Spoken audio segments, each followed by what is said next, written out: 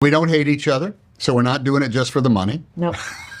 We spend more time just sitting around the set now, so it's not a matter of what our, trailers are or something like, come on, we'll do it. Hanging, catching up. Director, producer, writer, done the thing. We know how to waste time on a movie. We know how to lose that.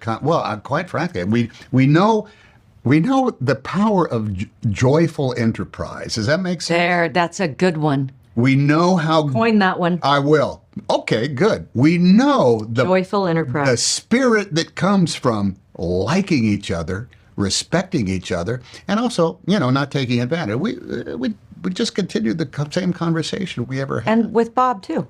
We've both worked with him. 3 times, 4 times, right? You have an idea that happened right here. And honestly, that's no different than what we were dealing with in the movie. There is a spot in space, in time, that is finite. It's right here. And anybody who has been through anything in that spot has gone through something profound in their life. And that's the theme, I think, of what, and that's not a theme you're going to examine an awful lot in an awful lot of movies, but with the malleability of what the graphic novel was, along with everybody's bringing along to it, it brings, I think, a dignity and an importance to everybody's life when one ponders all the things that might have happened here. And it's a reflection for everybody to say, listen, we're all the same. Because it is what Bob calls it. He said it's a meditation on mortality. In the most beautiful sense of that everything passes. And we all experience that. And that's what this movie's about. It's just to remind us that we're all in the same boat. I don't think there's anything more powerful that you get from the cinema as an audience member other than realizing, oh, me too. I have that too. Or I wonder about that too. Or I would be flummoxed by that just like these people are flummoxed by it. A lot of the journalists we've talked to have brought up their childhood homes. Right? Yeah. Where they were, however many they had. Maybe they only had. One guy said, my mom's thinking of selling the family house. What do? Do you hold on to that because it's your connection to the past? Or do you pass it on to that next group of families and individuals that will have the same sort of powerful moments where? Right here. Right here. And it's big-ass cosmic in some Isn't ways, it? Yeah. I love that in the movie, Margaret has a baby right there. And thousands of years prior, a Native American had a baby right there. So, and then people died right there and right here.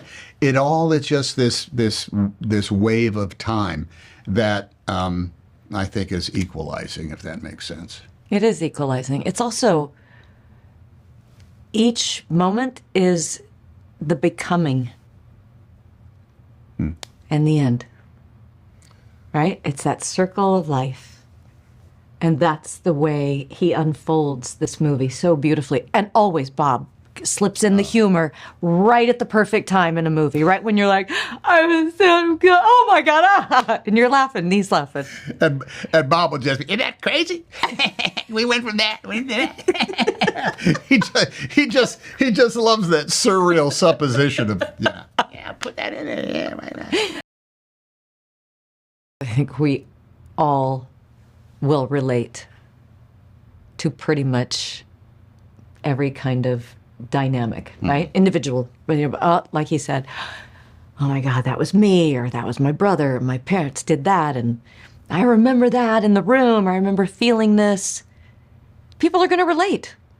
So isn't that nice to share that energetically in a movie theater? When we were doing it, even before we shot a minute of it, we said, Bob, I think this has to be seen on the biggest screen possible. Yeah. Because if you shrink this down even just this much, you're just going to miss out on that tableau aspect of it.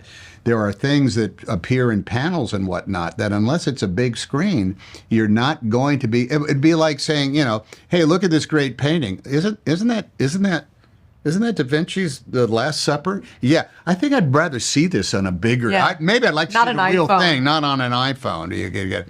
And it's just about that perspective that not only can it only come visually, but I think there's something powerful to it when you are sitting in a room full of strangers and you're having that common experience of your own life and they're all having experiences of their own life. Yeah. It becomes something that's much more, what's the word, tactile? Yeah, it is tactile. It carries more weight personally and culturally and in the realm of enlightenment and entertainment.